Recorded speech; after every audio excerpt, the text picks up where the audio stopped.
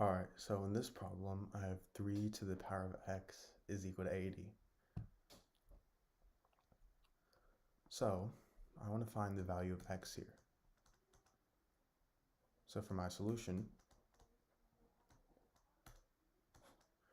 I first start with 3 to the power of x is equal to 80. And now, I'm going to take the log on both sides. So I get log 3 to the power of x is equal to log 80.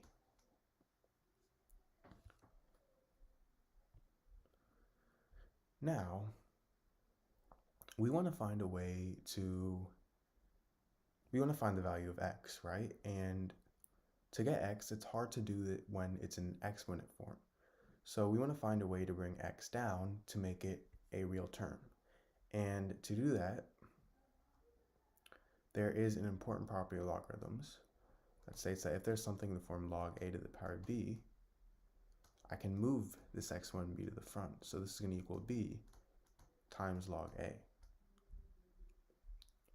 So in this case, I have log 3 to the power of x, and I can move x to the front.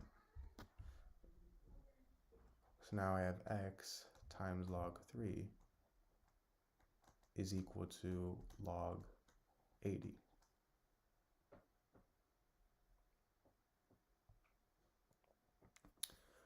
Now from here, I'm going to rewrite 80 here as 8 times 10. And if I have something in the form log a times b, this is equal to log a plus log b. And this is another one of the logarithmic properties. There is also log a over b, and if I have something in this form, this is the same thing as log a minus log b. So now going back to the problem, we have log 8 times 10, and we can use this property. So we can think of 8 as a and 10 as b. So this is going to equal x log 3 is equal to log of 8 plus log of 10.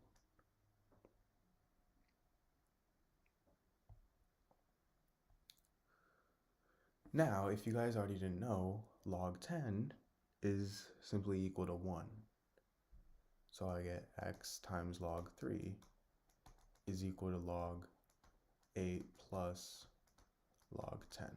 Or sorry, just 1. And now remember, we want to isolate x, so the only thing left to do is to get rid of this log 3 by dividing both sides by log 3. So then this cancel out, and I get x is equal to log 8 plus 1 over log 3.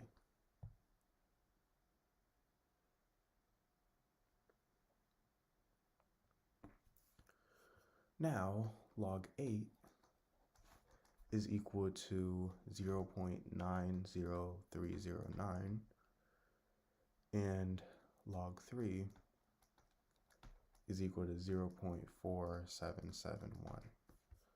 So this is going to equal 0.90309 plus 1 over 0.4771. And this is equal to 1.90309 over 0.4771.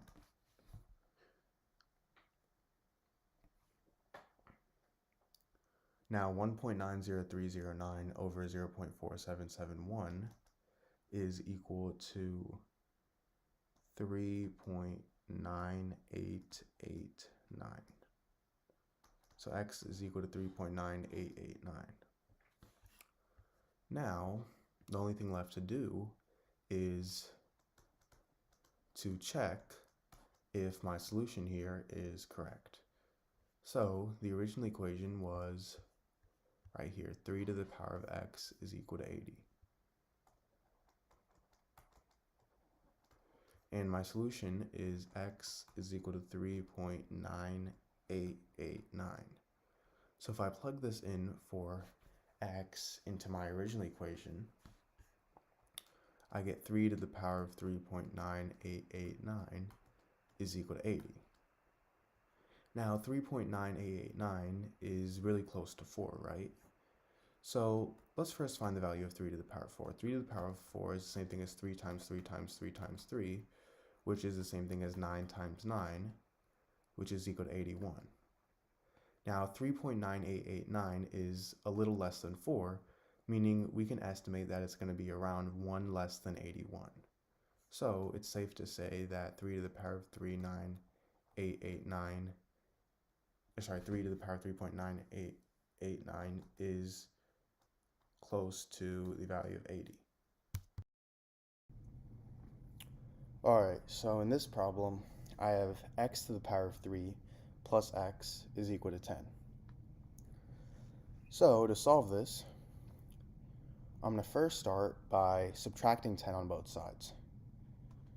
So if I subtract 10 on both sides, these two cancel out, and I get x to the power of 3 plus x minus 10 is equal to 0.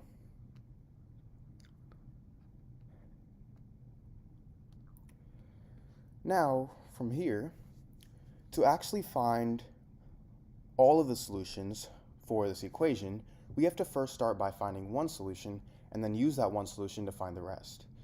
So how are we going to find that one solution? Well, we're going to simply have to guess. So let's start with x equals 1. When x equals 1, I get 1 to the power of 3 plus 1 minus 10, and this is equal to negative 8, which does not equal 0. This is wrong. Now let's try x equals 2. When x equals 2, I get 2 to the power of 3 plus 2 minus 10. 2 to the power of 3 is 8. 8 plus 2 is 10. 10 minus 10 is 0. So this works. So now that we have one solution of x, we can use this solution to find out the rest of the solutions. And how are we going to do that? Well, if x equals 2, this means that x minus 2 is a factor of our original equation, because if we plug in 2 for x minus 2, that equals 0. This means that I have to divide x minus 2 with x squared plus x minus 10.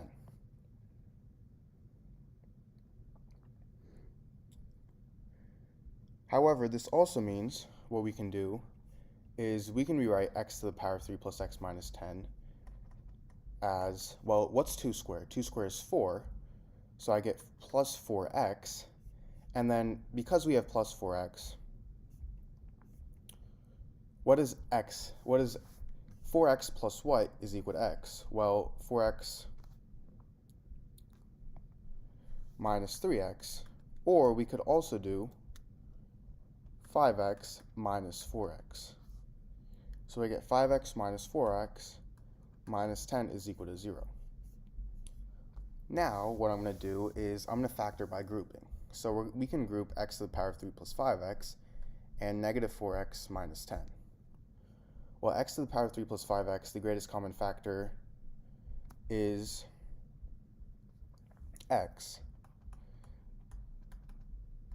However, this won't work because x squared plus 5, that can be simplified. So what I'm going to do is rewrite this as x to the power of 3 minus 4x plus 5x minus 10 is equal to 0. So now, if I factor by grouping, the greatest common factor from x to the power of 3 minus 4x is x, so I get x times x squared minus 4, plus from 5x minus 10, the greatest common factor is 5. So I get 5 times x minus 2 is equal to 0. Now x squared minus 4, I can rewrite that as x plus 2 times x minus 2.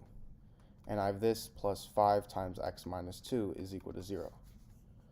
Now from here, I can factor out x minus 2, so I get x minus 2 times x plus 2 plus 5 is equal to 0. And this simplifies to x minus 2 times x squared plus 2x plus 5 is equal to 0.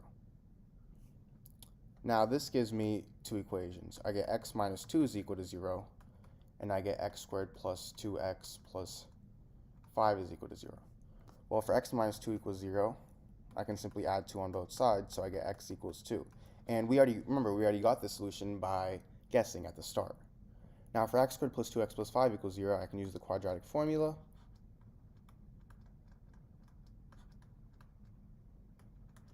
So in this case, I get negative 2 plus or minus the square root of b squared, which is 4, minus 4 times a times c all over 2a. And this is equal to negative 2 plus or minus the square root of 4 minus 20, which is negative 16 over 2. And you can't take the square root of negative numbers, so there's no solution for this, meaning my only solution to this equation is x equals 2.